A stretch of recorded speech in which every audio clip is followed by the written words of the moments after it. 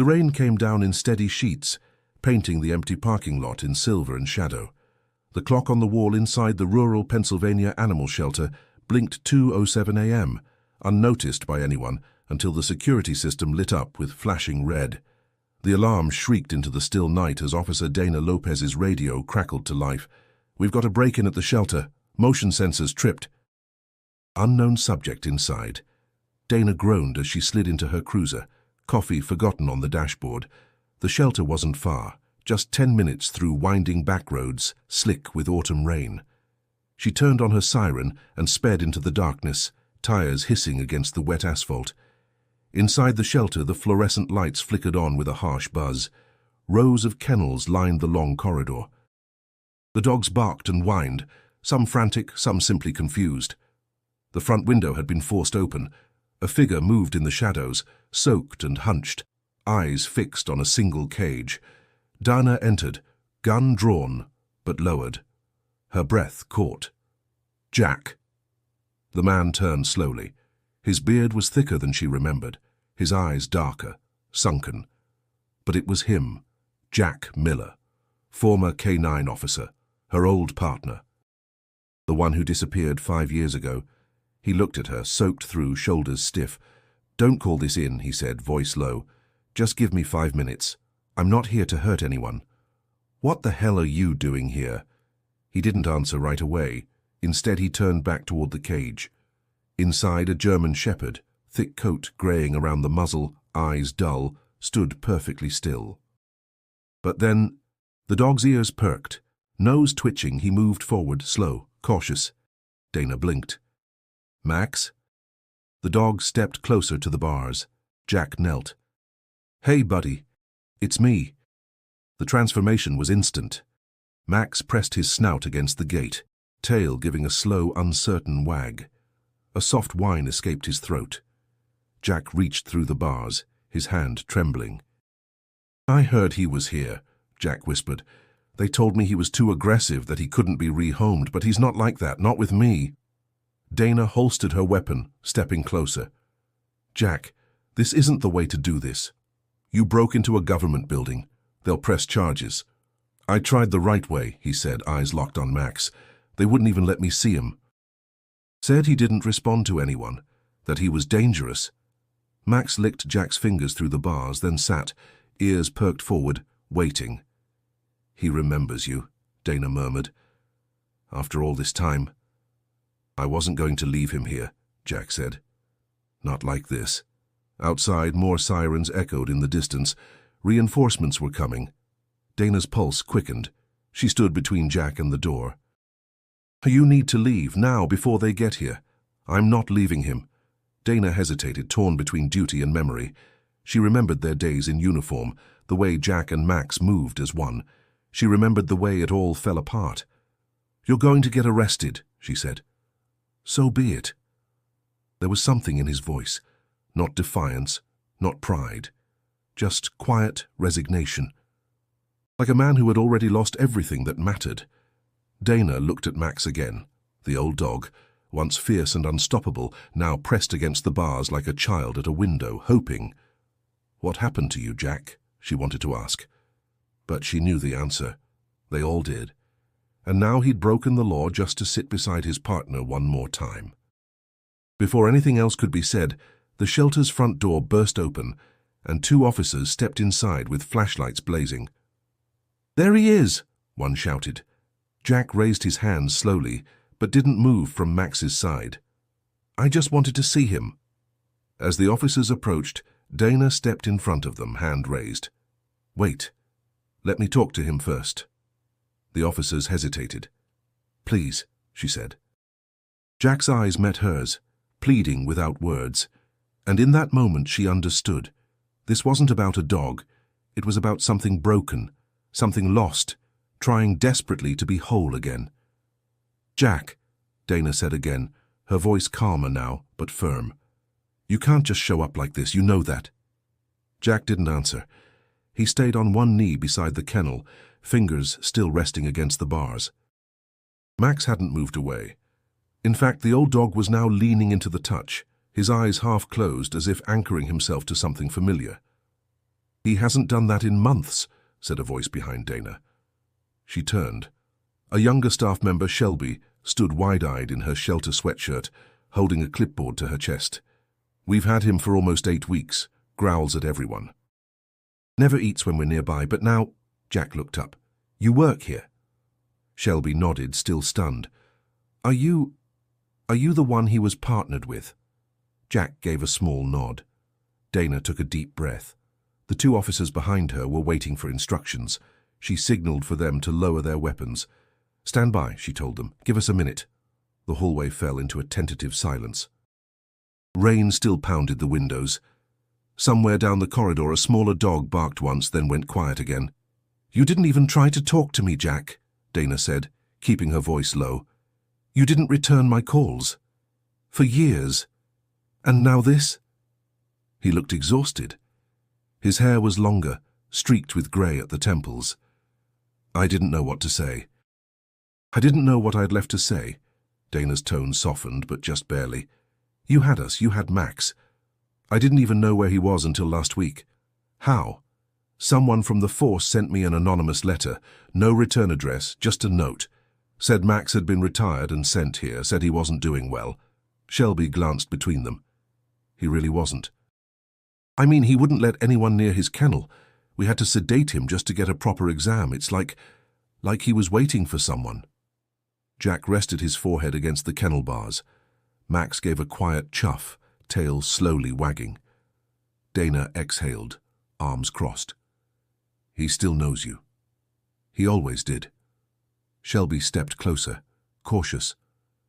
"If we knew he had a handler willing to take him, maybe things would have been different. But there was no contact info, no paperwork, just a record of the injury and then retirement, no next of kin." Jack shook his head. "They wanted him forgotten, just like they did with me." Dana didn't respond. The words hung between them, heavy and true.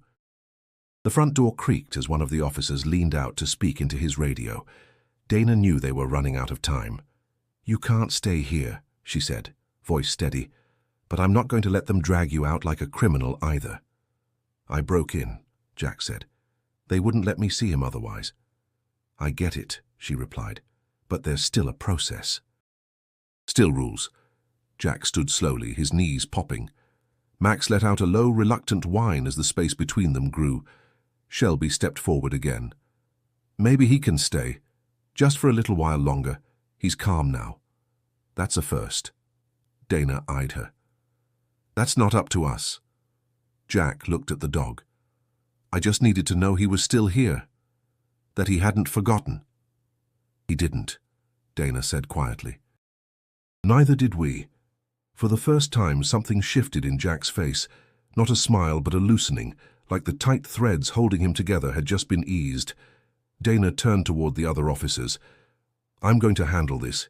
He's coming with me. I'll take responsibility." "You sure?" one of them asked. She nodded. "Yeah." As Jack followed her toward the door, Max let out a low bark, sharp, distinct. Jack stopped, turned. The dog was standing now, tail high, eyes locked on his partner. Jack gave a slight nod. "I'll be back." Max barked again. 5 years earlier, the sound of boots on polished floors echoed through the station as officers gathered for the morning briefing.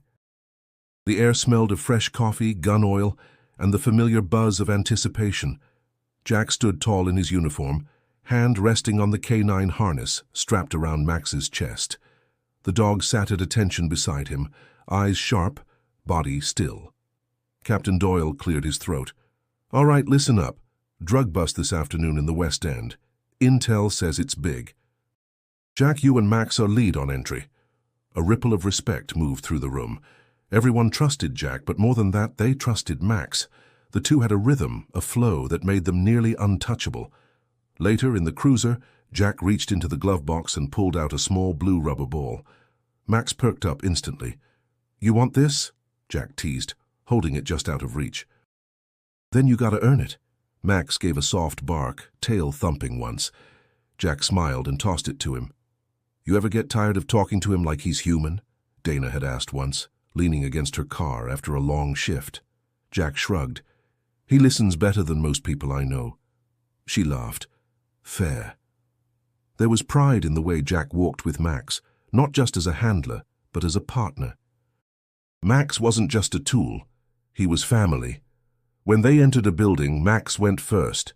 When things got tense, Max's body stiffened before anyone else sensed danger. There were times Max had saved lives with nothing more than a growl or a glance. One night, after a successful takedown, the department held a small celebration. Jack wasn't much for parties, but he stood in the back, drink in hand, watching as people came to pat Max on the head and toss him treats from the buffet table. "He's not supposed to eat that," Jack muttered, but he didn't stop them. Dana approached with 2 beers, handing him one. "You ever think about life after all this?" Jack shook his head. "There's no after. This is the work. And Max, he retires when I do. I made sure of that." She looked at him, really looked. "You two are too connected. What happens if you ever get separated?" He didn't answer. He just sipped the beer and watched Max chase a tennis ball under the glow of the parking lot lights. There was a reason people called them a legend. Max had once tracked a missing child for 6 miles through dense woods. Another time, he'd taken down an armed suspect with only a silent hand signal from Jack.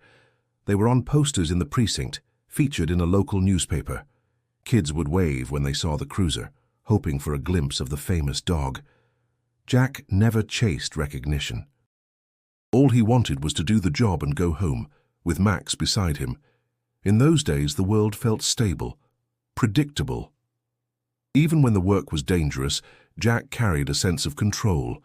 As long as Max was there, he believed he could handle anything. After one high-stakes operation, the sheriff pulled Jack aside. "That dog of yours saved lives tonight. So did you. You keep making us proud." Jack nodded, emotion tight in his throat. Later that night, back home, Max curled up at the foot of the bed. Jack sat nearby, cleaning his weapon in silence. He glanced at the dog and felt something deeper than loyalty, an unspoken trust, forged in chaos and held together by instinct. They weren't just handler and dog. They were survivors. They were brothers. And Jack, in all his quiet strength, never imagined a future without him. The day started like any other. Early coffee, gear check, Max pacing by the door with ears perked, ready. Jack, strapped on the vest, ran his hand over Max's back and nodded. "Let's work." It was supposed to be routine, an operation to intercept a suspected meth lab hidden in a rundown 2-story house on the edge of town. Intel had confirmed at least 3 suspects inside, possibly armed. The team was tight, experienced. Jack and Max were point as always. The sky was overcast, humid, that strange weight in the air, like something just waiting to break. As they approached, Max's posture stiffened. He slowed, nose low, tail held straight. Jack raised a fist. "Stop." The team halted. "He's picking up something," Jack whispered into his radio. "Proceed," came the reply from Sheriff Wayne Carter. "With caution." Jack signaled Max forward.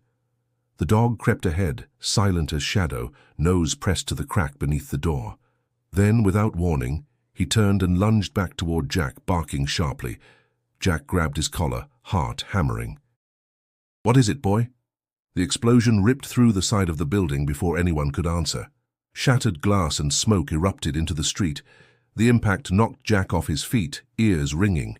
Max yelped, a sound Jack had never heard before, high and full of pain. Chaos followed. Officers scrambled. Gunshots cracked through the smoke. Jack rolled, covered Max with his body, barely registering the shouts. "Officer down! Get medics here, now!" Max's side was torn, bleeding. Jack ripped open his own vest to staunch it, hands trembling. "Stay with me, buddy. Stay with me." By the time the suspects were subdued and the fire brought under control, Jack was in the back of the transport unit, cradling Max on his lap. The dog whimpered, eyes glassy. Jack didn't care about his own bruises or the blood on his uniform. "Drive," he barked. "He's losing too much. Go." At the emergency vet clinic, the news wasn't good. Shrapnel had lodged near Max's spine. The surgery was risky, and even if he survived, active duty was no longer possible. Jack didn't leave his side once. He slept on a folding chair for 3 nights, hand on Max's paw. When Max finally woke, weak but alive, Jack wept, quietly, the way men like him do. Back at the station, things weren't as simple. There was an inquiry. Standard procedure, they said. Questions about tactics, about why Jack didn't detect the booby trap. Some blamed faulty intelligence, others hinted at operator error. Jack sat in front of the review board, jaw clenched, heart burning. Max sensed it. He warned us. I stopped the team. Without him, more would have died. But someone had to take responsibility, and Jack, already known for his stubborn independence, became the easy scapegoat. He was suspended pending investigation. Max was officially retired due to injury. No medal, no press conference. Just a letter unsigned. Your service is appreciated. Jack didn't even get to bring Max home. Department policy, liability issues. Max was deemed a high-risk animal after trauma. He would be transferred to a rehab facility until further notice. Jack fought it, called every contact he had, begged Dana for help. But there were rules, paperwork, chains of command. And suddenly he wasn't Officer Jack Miller anymore. He was just another name pushed out of the system, left with nothing but silence. He stood in his empty apartment that night, uniform folded on the table, and stared at Max's leash hanging by the door. The leash never moved again. The cabin sat on a narrow gravel road near the Susquehanna River, hidden behind a curtain of pine and birch. Moss crept along the stone chimney, and the wooden steps groaned with age. It wasn't much, just 2 rooms, a fireplace, and enough silence to drown in. But for Jack, it was perfect. He hadn't spoken to anyone in weeks. The first few mornings after leaving the force, he still woke before dawn. Muscle memory. He'd brew black coffee, sit on the porch wrapped in a worn flannel, and stare out into the fog. The forest always smelled like wet earth and wood smoke. For a while he could pretend none of it had happened, but then he'd glance at the empty leash still hanging by the door, and reality would settle like ash. He'd built a life around one mission: protect and serve, with Max by his side. Without that, the days blurred. He stopped shaving, then stopped answering calls. Dana left a few voicemails at first, updates on Max's condition, legal advice, offers to talk. Jack listened to none of them. One message from Lydia did slip through. His sister's voice was hesitant, warm. "Jack, I heard what happened. I don't know if you want to talk, but I'm here. I miss you." He never called back. He couldn't.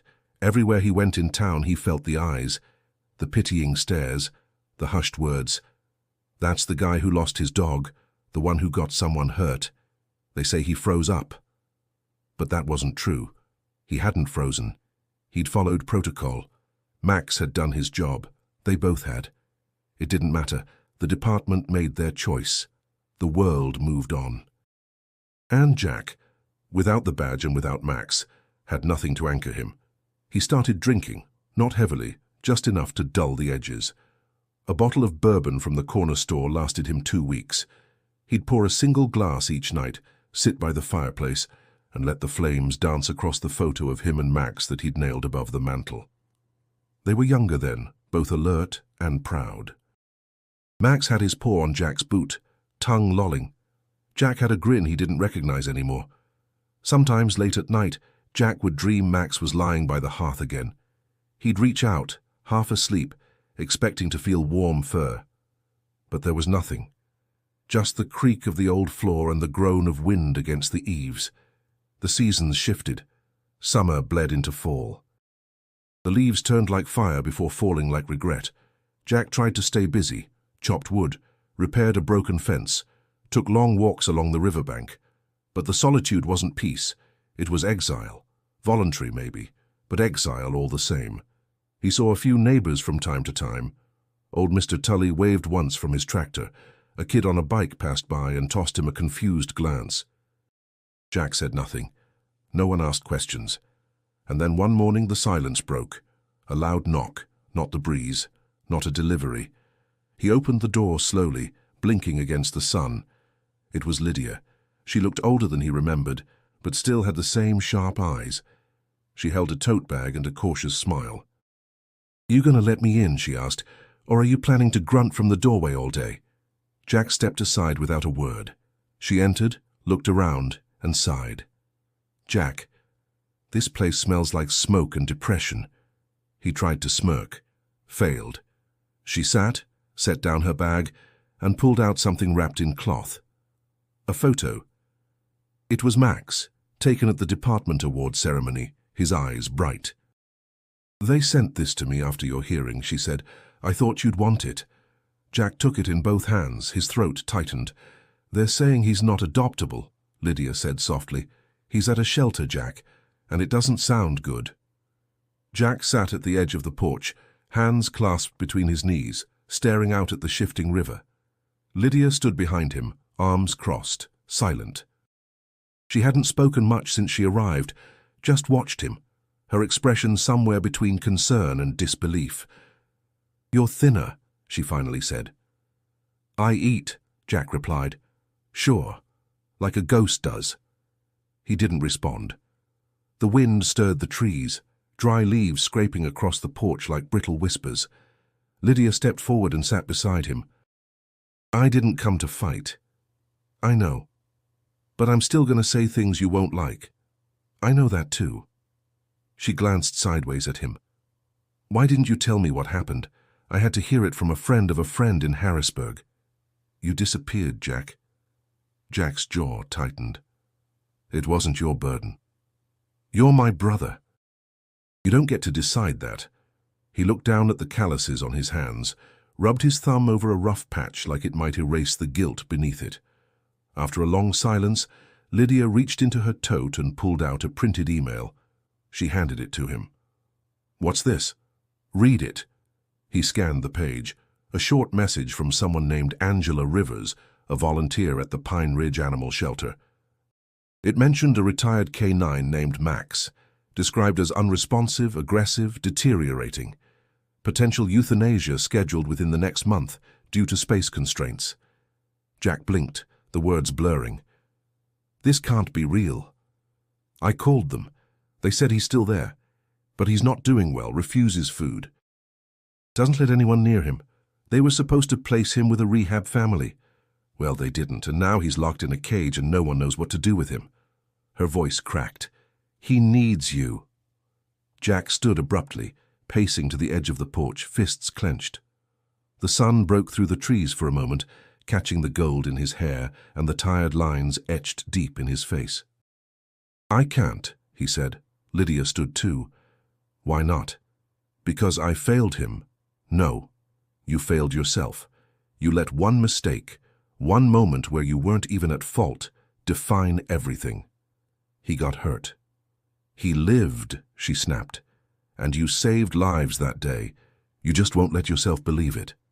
Jack turned away, shoulders hunched. Lydia stepped closer. "Look, I don't know what they told you or what you told yourself, but that dog still waits for you. You don't believe me? Fine, come see for yourself." He was silent. "I know you still feel it. That pull, that voice that says he's yours. You trained him to trust one person, Jack, and that person gave up." That hit harder than he expected. Lydia softened. "Just go. You don't have to talk to anyone. Don't even say who you are, just see him. If he doesn't recognize you, walk away, but if he does—" Jack closed his eyes. The weight in his chest tightened. "I don't want to see him like that. And he doesn't want to die without seeing you again." The sun dipped lower. The shadows lengthened across the yard. "I'm leaving tomorrow," Lydia said, stepping back toward her car. "If you want a ride to Pine Ridge, be on this porch at 7 a.m. She didn't wait for his answer. That night, Jack didn't sleep. He sat in the living room, the email on the table, the photo Lydia had brought beside it. He stared at the image of Max, strong, proud, ears tall. And he whispered, "What did they do to you?" The house answered only with the crack of the old wood and the wind curling through the trees. Jack stood on the porch at 6:59 a.m., arms folded across his chest, flannel shirt buttoned up to the collar. The morning was cold, breath visible in the air, and the forest around him was still, as if holding its breath too. Lydia's car pulled up the gravel path a minute later. She didn't smile when she saw him. She just unlocked the passenger door and said, Coffee's in the cup holder. They drove in silence for the first 20 minutes. The narrow road snaked through stretches of fading farmland and sleepy houses, mist clinging low to the fields. Jack stared out the window, jaw tight, coffee untouched. "You sure about this?" Lydia asked. "No," he said. She didn't press further. Pine Ridge Shelter was a low brick building surrounded by chain-link fencing. A metal sign above the door had faded from too many seasons under the sun. Jack hesitated outside, eyeing the modest entrance. "Don't expect much," Lydia warned. "They're understaffed." Overwhelmed. Inside, the place smelled of disinfectant and dog fur. A woman at the front desk greeted them with tired eyes. "We're here to inquire about one of your retired K9s, Lydia said. "Max?" Jack froze. The woman gestured to a clipboard. "You'll have to sign in. We don't usually allow visits without an appointment." Jack stepped forward, voice low. "I'm his handler." "Slash, I was." She looked at him for a long moment, then motioned them through the double doors. The barking hit them instantly. High-pitched yaps, deep booms, claws scratching at metal gates. Jack followed the sound, instinct kicking in. He scanned each kennel, eyes searching, heart pounding, and then he stopped. In the corner of a far enclosure, a large German shepherd lay curled, head on paws, eyes dull. The tag read simply, "Max. Caution." "God," Jack whispered. The dog didn't move. Jack stepped closer, careful, slow. "Max, it's me." Nothing. Lydia watched, arms folded, expression guarded. Jack crouched. "You remember this voice, huh, boy? I know you do." Max's ear twitched, barely. Jack reached into his jacket and pulled out a frayed blue ball, the same kind Max used to go wild for. He rolled it gently toward the kennel. Max lifted his head. Jack's throat tightened. "Yeah, that's right, you know." The dog stood slowly, legs stiff.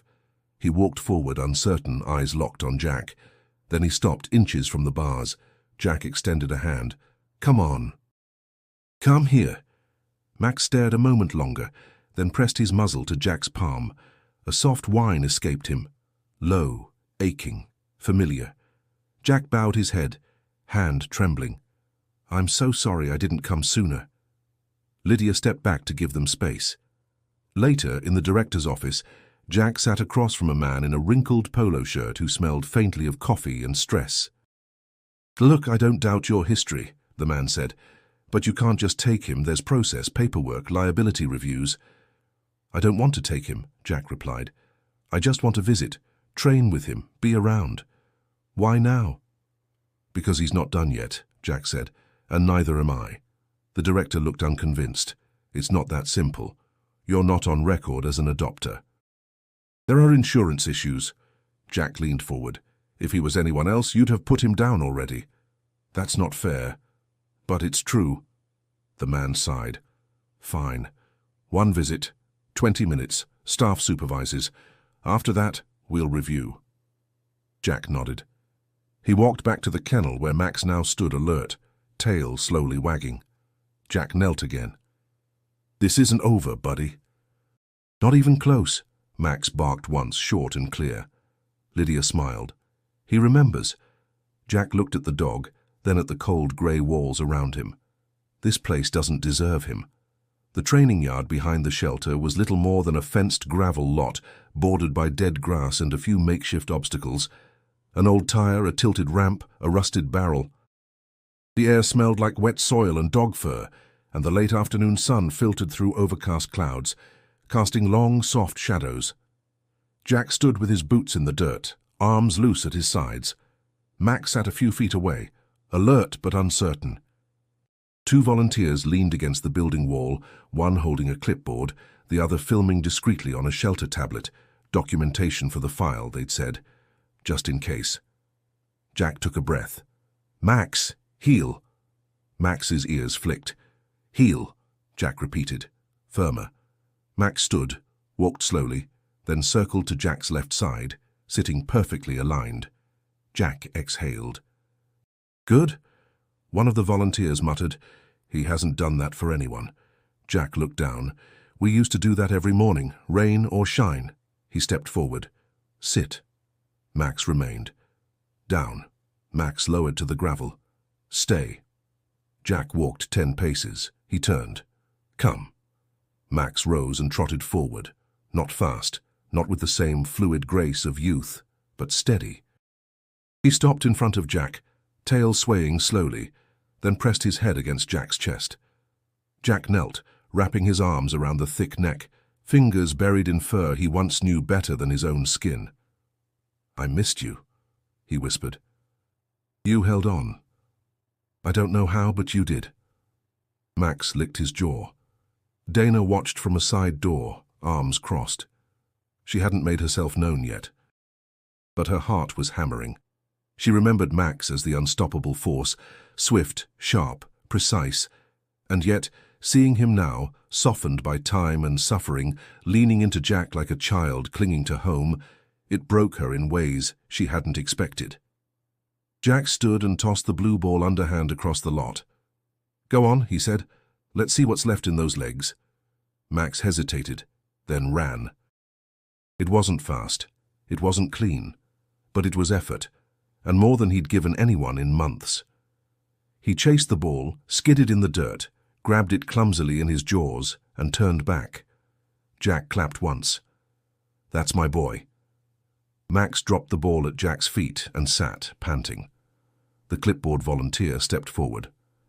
You two trained together how long? 7 years, Jack replied. And he's been retired for 5? Jack nodded. He still remembers every command, the man said. It's like you just clocked out yesterday. Jack knelt again, resting his forehead against Max's. Feels like yesterday, he murmured. Dana finally stepped out.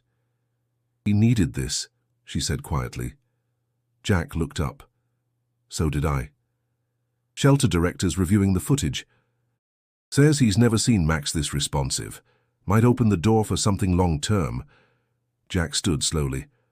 What's long-term mean? Dana hesitated. That's complicated. Legalities, insurance, evaluations. But this helps. A lot. Jack wiped a smudge of dirt from Max's back. He's not dangerous, he's not broken.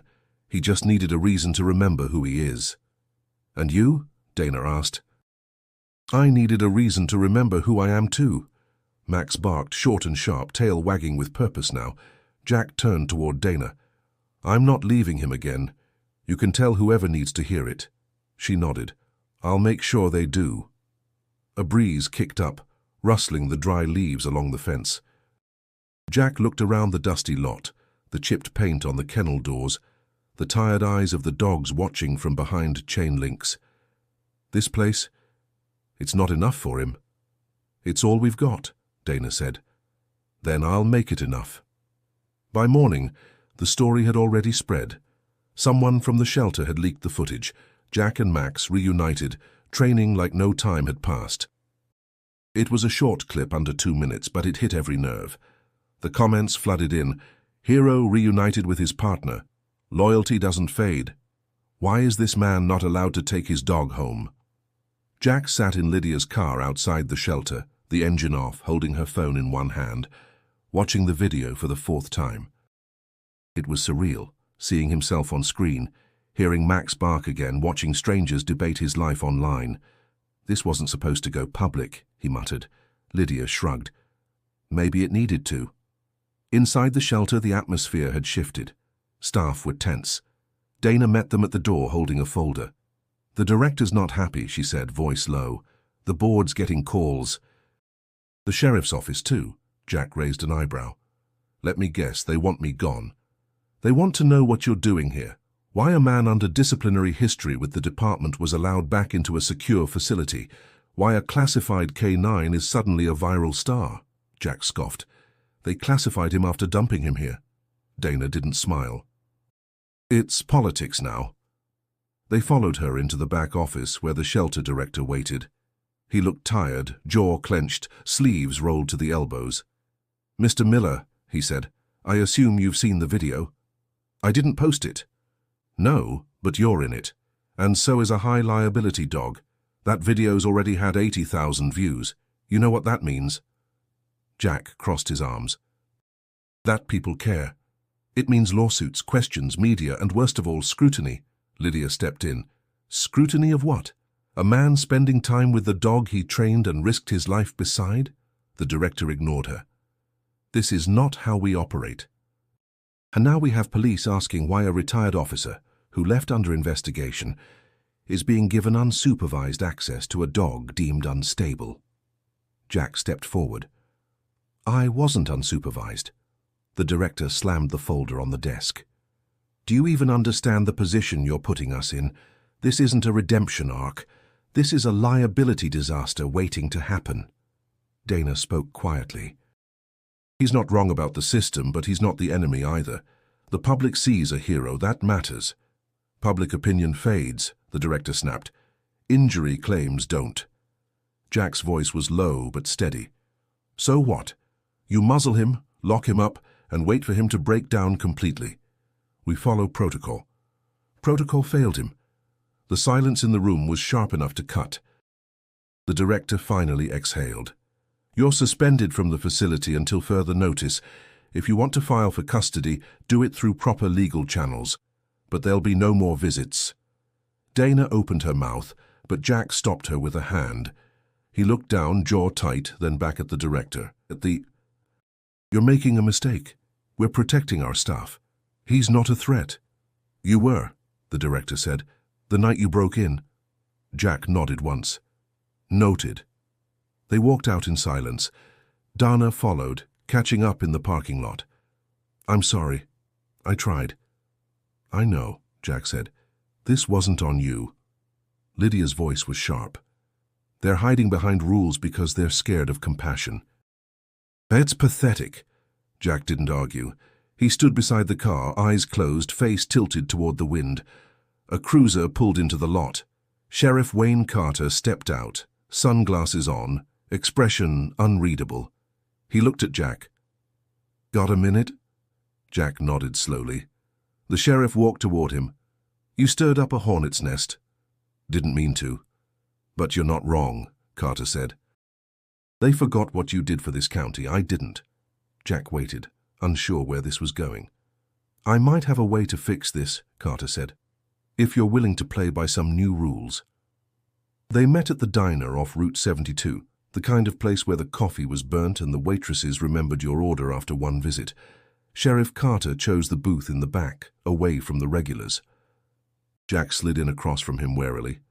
Appreciate you coming, Carter said, setting down his coffee. Heard they barred you from the shelter. Jack nodded.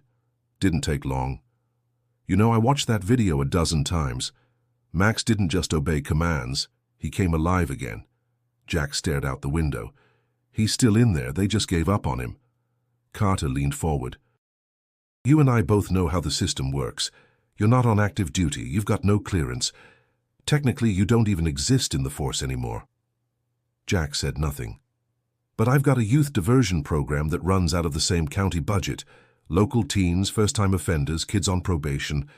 We use dogs from the shelter for behavioral training. Helps both sides.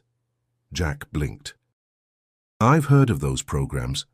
This one's dying, Carter admitted. Staff turnover, lack of structure. But if someone with your background, K-9 training, tactical command, real leadership, took over, I could justify bringing you back in under civilian contract. Jack hesitated. What does that get me? You'd have supervised access to Max, daily. You'd be part of the shelter again, technically. It's not full custody, but it's a start. And in exchange, I help you fix a broken youth program. You give them something to believe in. You teach them what it means to earn trust, same way you did with Max. Jack sat back, the weight of the offer settling in. They'll fight it, he said. The shelter, the board. They'll fall in line if I sign off and you keep your head down. No more headlines. No more break-ins. Jack rubbed his temples. You trust me with kids? Carter cracked a rare smile. You tamed Max. That's more than most of them ever had. Jack sighed. It's been 5 years, Sheriff. I don't know if I'm the same man. Neither is he, Carter said quietly. But maybe that's the point. Later that week, Jack returned to the shelter. Not as a trespasser, not as a visitor, but as a volunteer trainee. The staff gave him side glances, stiff nods. Dana met him in the hallway, clipboard in hand. "You sure about this?" she asked. "No," Jack replied. They walked past a row of kennels. Kids stood awkwardly beside crates, some pretending to be confident, others visibly afraid. A wiry teen with buzzed hair glared at Jack like a challenge. "That's Kevin," Dana said. "Smart, angry, resistant. Just finished juvie. Max growled at him last time." Jack's eyes flicked toward the teen. Maybe Max saw something in him. Dana raised a brow. "Something good?" "Something familiar." She led him to Max's pen. The dog stood as Jack approached, tail rising, eyes bright. Jack opened the gate without hesitation. Max padded out, brushed against his leg, then sat at his heel. Kevin watched from a distance. "That the one from the video?" Jack nodded. "Name's Max." "He don't look dangerous," the boy muttered. "Depends who you are," Jack said. "Dogs reflect the people handling them." Kevin smirked. "So if I suck, he bites?" Jack met his gaze. "If you give him a reason to trust you, he'll follow you through fire." The boy looked skeptical. "Prove it," Kevin said. Jack gestured toward Max. "Not me. Him." He handed Kevin the ball, then stepped back. Max stared up, waiting. Kevin hesitated, then crouched. "Go on," he said. "Take it." Max moved slowly, gently took the ball from his hand. Jack smiled, just a little. "Lesson 1, he said. "They don't need you to be perfect, just honest." The program started rough. The shelter's multi-purpose room echoed with the shuffle of sneakers and the restless energy of teenagers who didn't want to be there. Folding chairs scraped against the tile floor. A stack of leashes hung by the door. Jack stood at the front with Max sitting beside him, calm but watchful.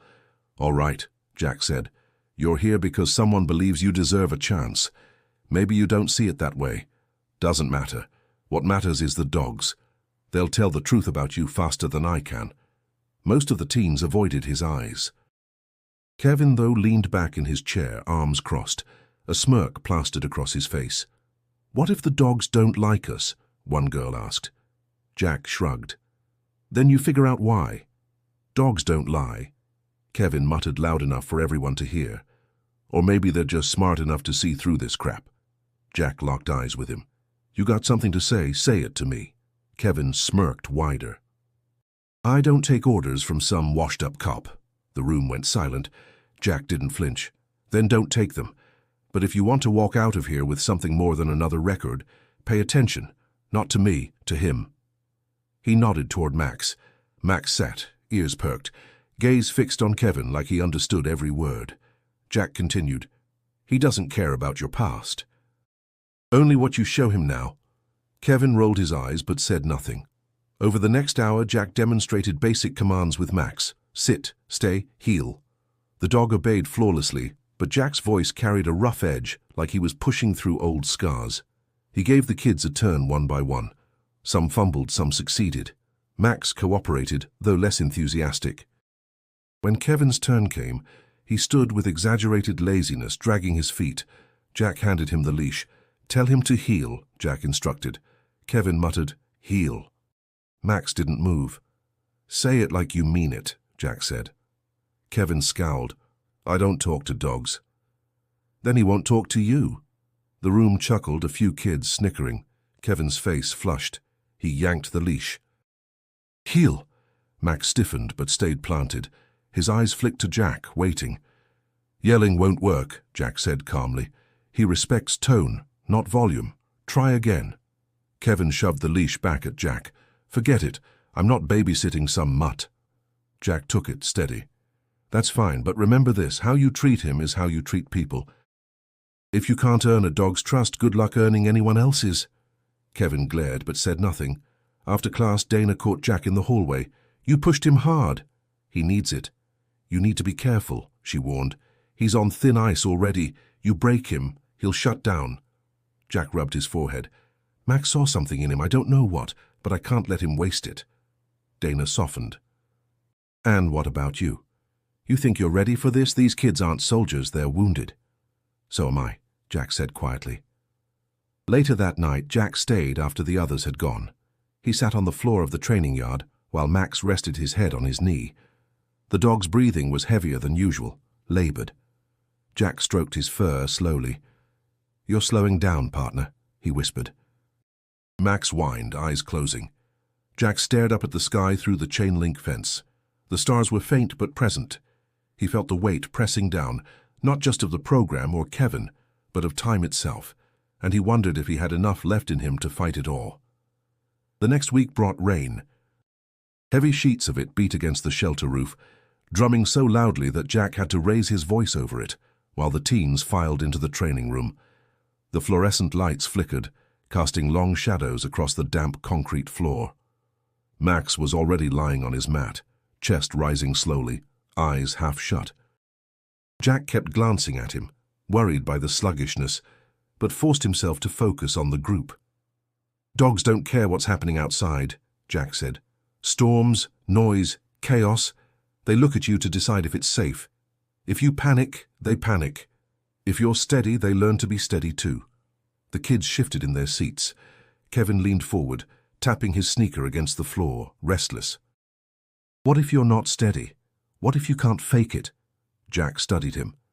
"Then the dog will know. They see through everything." Kevin's smirk faltered. "Figures." Jack walked over, unclipping Max's leash. "Let's try something. Kevin, with me." Kevin sighed but stood, hands shoved into his hoodie pocket. He looked down at Max, who was watching him intently. "Put your hand out," Jack said. Kevin hesitated. "He'll bite." "He won't," Jack replied. "Not if you give him a reason to trust you." Kevin crouched slowly, hand extended. Max sniffed, then pressed his nose into Kevin's palm.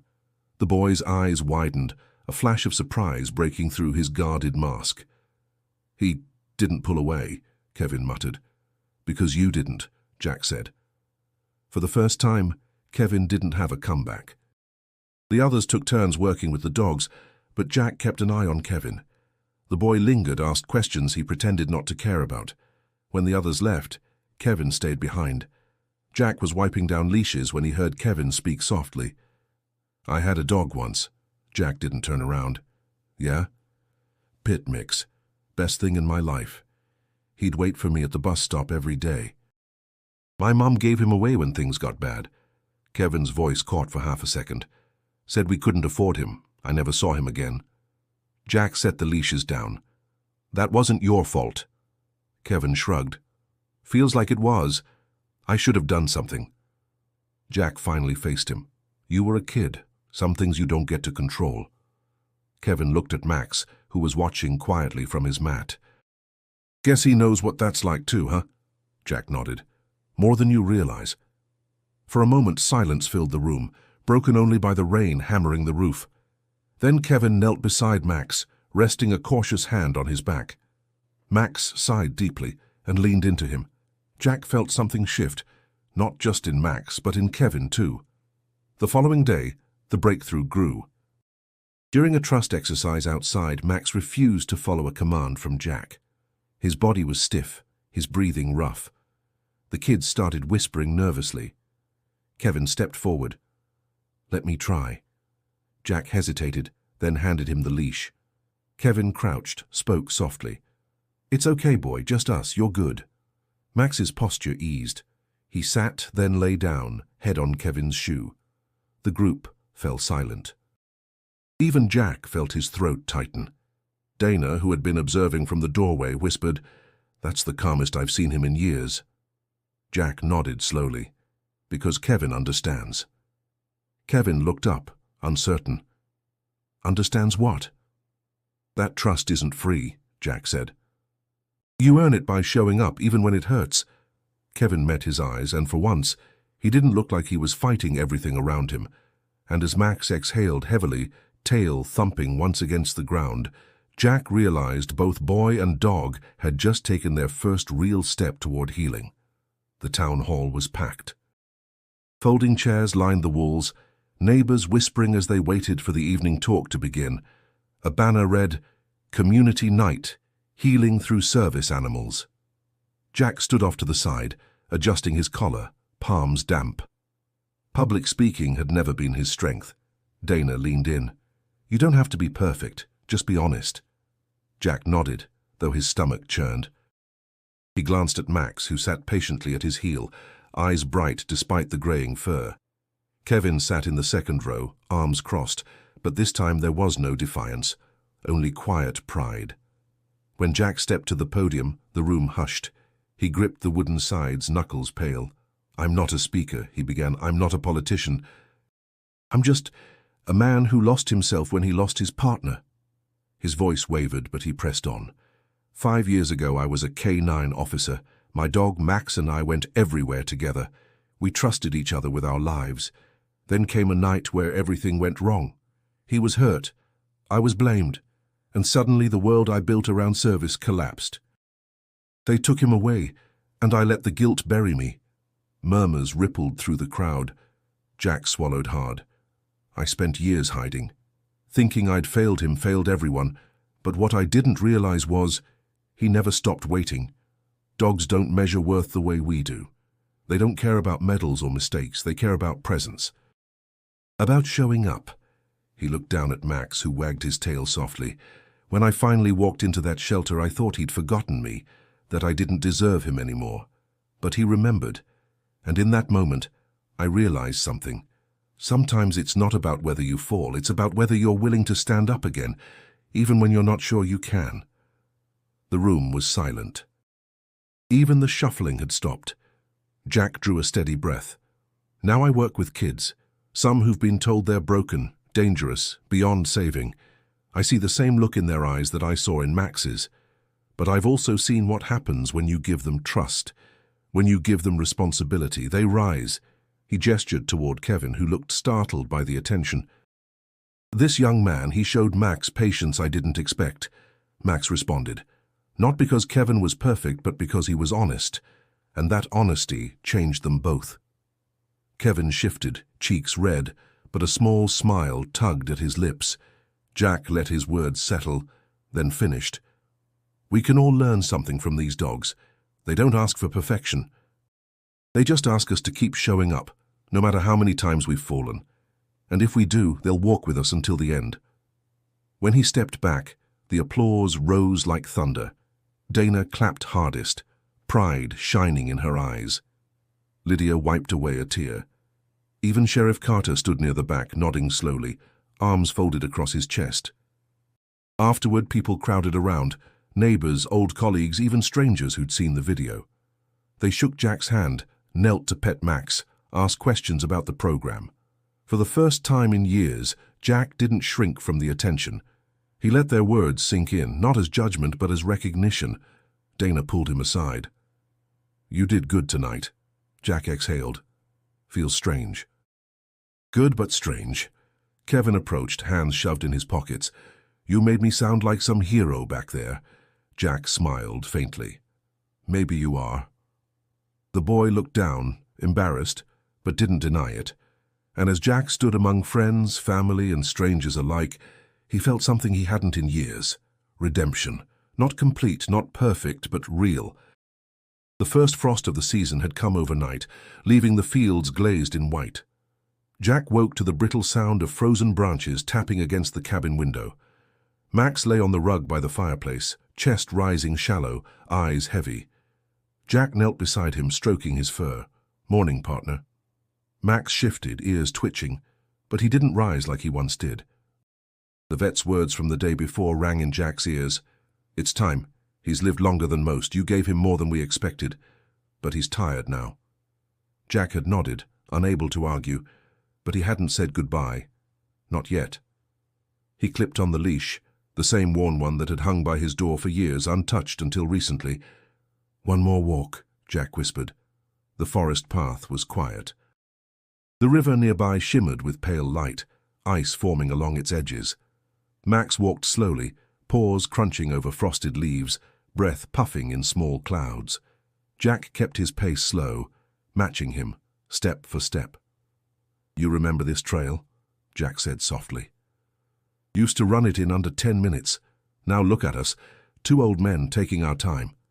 Max glanced up, tail wagging faintly. They reached the clearing where Jack used to train him, a wide circle of grass now rimed with frost.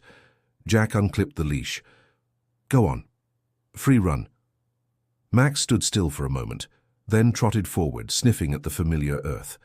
His movements were slower, stiffer, but his nose worked with the same precision, pausing at trees circling the old training post. Jack watched with a hollow smile. "Still got the instincts," he murmured. Max barked once, hoarse but strong. Jack felt his throat tighten. They walked further, deeper into the woods, until they reached the ridge overlooking the river.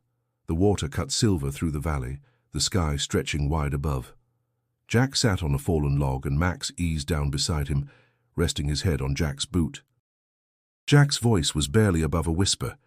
"You saved me more times than I can count, and when I lost my way you waited, even when I didn't deserve it." He rubbed behind Max's ear. "I thought I was the one protecting you, but truth is, you were protecting me, from everything, even from myself." Max's eyes closed, his breathing steady, peaceful. Jack sat in the silence, the weight of years pressing down, the cold air biting his lungs. "I don't know how to let you go," Jack said, "but I'll try because you already gave me enough, more than enough." For a long while they stayed like that, just man and dog sharing the quiet. Eventually Jack stood, slipped the leash back on and whispered, "Come on, partner." Time to head home. Max rose slowly, leaning into Jack's leg for support. Together they walked back down the trail, step for step, as they always had. When they reached the cabin, Lydia was waiting. Her eyes softened when she saw them. "How was it?" Jack swallowed hard. "Perfect." She touched his arm gently. "Are you ready?" "No," Jack admitted. "But he is." That evening, Jack sat beside Max by the fire, hand resting on his back as the vet arrived. He kept his voice steady, calm. "You're not alone, buddy. I'm right here." The firelight flickered across the cabin walls, warm and golden. Outside, the frost deepened, the night pressing close, and in that stillness Jack felt both the breaking of his heart and the quiet gift of peace. Winter faded slowly into spring, and with it came change. The shelter grounds were busier than Jack had ever seen, construction trucks, volunteers, and a bright new sign unveiled on a crisp morning, Max's Legacy, a program for healing through dogs. Jack stood beside Dana as the ribbon was cut. The small crowd clapped, but Jack's eyes stayed fixed on the name. His chest tightened, a mix of grief and pride swirling like one. "You did this," Dana said softly. Jack shook his head. "We did. Him most of all." Inside, the new wing smelled of fresh paint and pine cleaner. Rows of kennels gleamed, and training mats lined the floor. But this wasn't just a shelter anymore. It was a place of teaching, of second chances. Teen volunteers moved carefully among the dogs, some confident, some still timid. And in the middle of it all was Kevin, crouched low, guiding a skittish pup through a simple sit and stay. Jack watched quietly. Kevin noticed, smirked, and called out, "Don't just stand there, this one needs a hand." Jack approached. The pup, a trembling mix with oversized ears, shrank at first, then leaned cautiously into Jack's hand. He smiled, faint but real. "What's his name?" Jack asked. "Ranger," Kevin said. "They found him tied behind a gas station, scared of everyone." Jack rubbed the pup's head gently. "Not everyone. Not anymore." Over the weeks that followed, Ranger began to shadow Jack everywhere, just as Max once had. The pup wasn't polished, wasn't perfect, but he had fire in his eyes, the same stubborn spark Jack recognized in himself. One afternoon, as Jack walked Ranger along the same forest trail he'd once walked with Max, Lydia joined them. She carried 2 coffees and handed one to him. "You look lighter," she said. "Feels strange," Jack admitted. "Like I'm learning to breathe again." She smiled. Max would have liked this one. Jack glanced down at Ranger, who was bounding clumsily through the leaves. He's not Max, but maybe he doesn't have to be.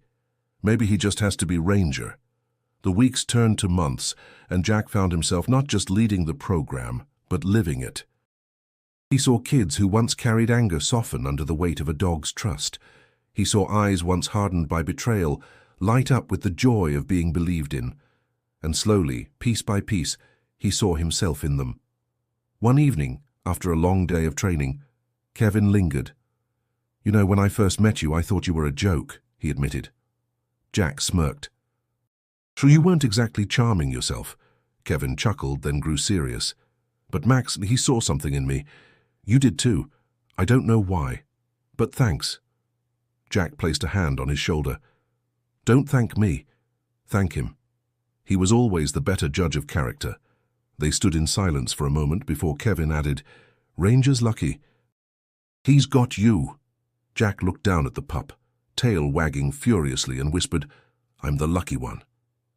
That night, as he sat by the cabin fire with Ranger curled against his feet, Jack let his mind wander. He thought of Max, the partner who never gave up, the friend who had carried him through the darkest years, and he realized something. Max's story wasn't ending.